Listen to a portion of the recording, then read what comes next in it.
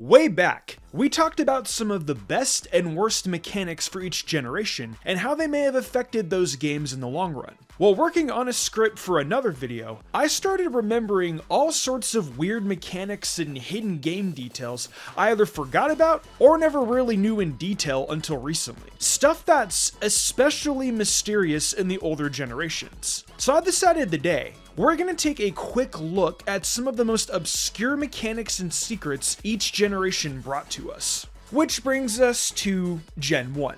Hard to find something truly obscure when Red, Blue, and Yellow are by far the most dissected games in the series as well as the oldest. There's stuff like the early friendship mechanic in Yellow, the unique critical hit system that's based on speed, and even the nerf to that same system in Pokemon Stadium. But speaking of Pokemon Stadium, maybe we can give it to the Surfing Pikachu reward. You didn't literally get a Pikachu by completing round 2 of the Prime Cup, but rather, if you use the Pikachu from your cartridge with the transfer pack in the cup, it can learn Surf. Then, if you have a Pikachu with Surf, you can go to the Surfin' Dude in Pokemon Yellow and play the Pikachu's Beach minigame. Yeah, it's a lot. And like, less than 1% of Pokemon Yellow owners back in the day ever saw it or even knew about it. With the 3DS release, however, you could just talk to the guy and do the minigame. So a whole new generation of fans got to see it in the mid-2010s. Okay, Gen 2 has a lot of these weird little things we tend to forget about, between the radio and all the little systems it introduces that became mainstays for the rest of the series. I'll name 2 things here. First, the fact that training with your Pokemon in the place where you found them will increase their happiness faster. This isn't obscure now for the series as a whole, but it was back in Gen 2 because you would only know by talking to an optional nighttime only NPC trainer, and it was only in Crystal. But if you want to go with something more obscure now, the Challenge Cup in Pokemon Stadium 2 was based on random selections put on both the NPCs and the player. And how it works is kind of weird. It has certain rules you can find nowadays on how it's randomized, and even the DVs are randomized. And you even have a less than 1% chance of getting the Pokemon Yellow version of Pikachu in your Challenge Cup party, which acts differently on screen in Stadium than a regular Pikachu. For Gen 3, there was some XD and Coliseum stuff I could have mentioned, like how the call option in XD Gale of Darkness actually increases the accuracy of non-shadow Pokemon. But I don't think it's that obscure, and it's not something that feels unobtainable. You know what feels totally out of reach? The dolls for the Reggie trio. You know, the dolls that you put in your secret base. Kind of wish they'd bring something like that back. So yeah, you needed a Japanese e-reader and the right e-reader card to get these, and they're pretty rare. If that's still not good enough for you, you know that horrible mechanic where only 6 water tiles in the game based on your save file can have Feebas in them? Well, the trendy phrase discussed in Dewford Hall actually resets those tiles in your file without telling you it does that. Also, you're not always in power in changing this phrase. The game has a chance to change this phrase behind your back whenever a day passes. I assume that this random change can't happen with a dry battery. But still, did this really need to be more convoluted? Gen 4 can be a little weird about not telling you exactly everything that happens with the dual slot mode, but I think finding a Munchlax still takes it. Once Heart Gold and Soul Silver were out, it was easier, but you needed to farm honey trees to find one. I know it's not obscure anymore, because this is such an infamous mechanic that it's become sort of a Gen 4 legend among Pokemon fans, but stuff like the Safari Zone aging system in the Johto remix was still a bit more known back in the day. Still obscure, of course, but it's so hard not to give it to these stupid freaking honey trees.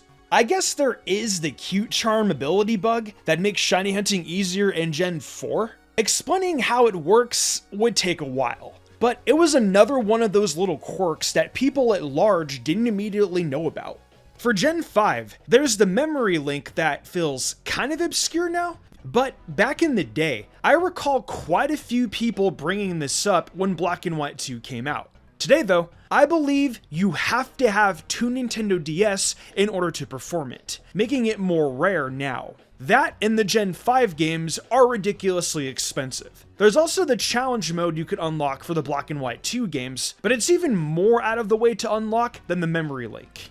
Again, people knew about the challenge mode. It's just that by the time people unlocked it authentically, they were already burnt out of the game. So how about a more forgotten mechanic? The Skydrop glitch. In its day, it was only really known with Wi-Fi battlers and competitive players. In both Black and White 2 double and triple battles, during Skydrop's semi-invulnerable state, if you use gravity, it only makes the user come back to the ground, and the other Pokemon would bug out and be unable to act until the user of Skydrop faints or is switched out. This could potentially softlock the match. It was bad enough at the time that the move was banned in tournaments. And the move was also banned in Wi-Fi battles before the games would even release in North America. We're starting to hit some walls here as we enter the 3DS era, in my opinion. Because I feel like between the internet and just the nature of the newer games, it's harder to find stuff you can find obscure. I'm gonna shout out the Hidden Trainer Shiny Value mechanic. Something totally hidden and weird that shiny hunters used. This is probably the actual most obscure mechanic, but I can't give it too much of the floor here because I don't entirely know how it works anymore. And it's way too complicated to explain unless you really know exactly what you're talking about. And it's been way too long at this point. For something more in my range, maybe the Eon ticket in ORAS. In those games, you need to get a code to download the ticket, and only so many people got it. However, you could receive it from another player through the 3DS Street Pass feature. And you know what? Since Street Pass isn't based on Wi-Fi or anything like that, you can still get it now too, as long as another player has it. You don't even need to talk to them or anything. It could be someone you pass by while waiting for a plane or something. Then, you can finally head to the Southern Islands and battle one of the Lati twins. As we approach Gen 7, I'm starting to realize that in these later gens, the reason that something may be obscure is just because of how utterly convoluted something can be. If you thought getting the Surfing Pikachu minigame was complicated because you needed 2 games and a transfer pack, how about getting a max level bouncy house in the Festival Plaza? Again, explaining the Festival Plaza is one of those needlessly complicated things. But through grinding your way through activities, you can get the max level bouncy house to use and train up your Pokemon's EVs to max effortlessly. A whole 252 EVs in a single stat in one go with a level 7 bouncy house. Maybe the fastest EV training ever in Pokemon, but not something a casual player would ever put the effort to get unless they were trying to 100% the game. But if you legitimately 100% either Gen 7 games, well, you're not a casual anymore. For some other stuff real quick, the QR codes for the Island Scan feature, and the Isle of Vu hot springs that can hatch eggs faster, which continues to tick even when the game is in sleep mode. I feel like I never really heard too many people bring the fact that you could do that too much in its heyday.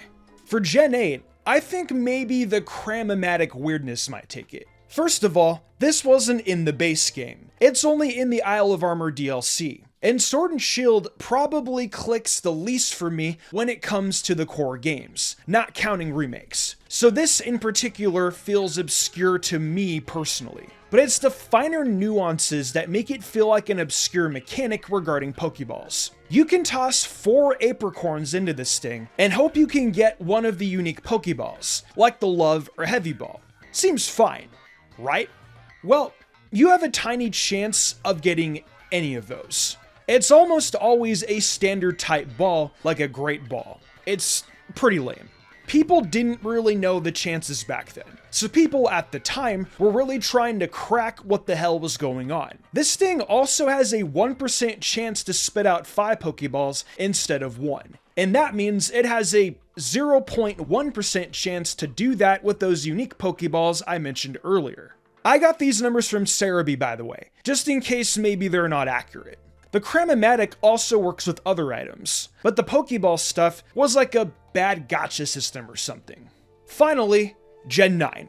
Now, this is obviously pre-Legend ZA, so this just applies to Scarlet and Violet. First off, there's the Mirror Herb trick that lets you copy desired egg learn set moves onto a Mon with an empty move slot during a picnic without needing to breed. It's a really fast way of getting it done. It's hard to say it's as obscure as these last entries, but nothing in Scarlet and Violet is going to be obscure as those since it's the most recent generation. And these newer games don't have the really weird secrets like the surfing minigame in Gen 1, which required 2 completely different consoles to be used together to unlock after completing a really hard in-game tournament. The other feature that I think will become more obscure over time is the Synchro Machine. This thing is yet another item that isn't in the base game, but in the Hidden Treasure of Area Zero DLC. This item is obtained by an optional NPC, and plenty of people did the DLC while missing it completely. You also need to talk to her twice if you just do the first interaction and move on. You will not get it. It can also only be used in the terrarium. Then there's little details like all the Pokemon being different speeds and stuff. I noticed recently that Lugia has the same swimming animation as its swimming animation in GSC. So while this mode is mostly just an aesthetic detail, it's a pretty cool little novelty with the amount of Pokemon there are. Right now, this isn't so obscure, but maybe just often forgotten at best. But unless it's brought back, I think over time, it's going to become one of those more obscure features when Gen 9 is no longer the newest generation. And those are some of the most obscure mechanics and secrets of each generation. Did any of you guys know about these? Any that you forgot or were surprised by? Was there anything that wasn't in the video? Considering the subject, I know I probably missed some pretty hidden or forgotten stuff from these games. So be sure to let me know what I forgot down in the comment section below.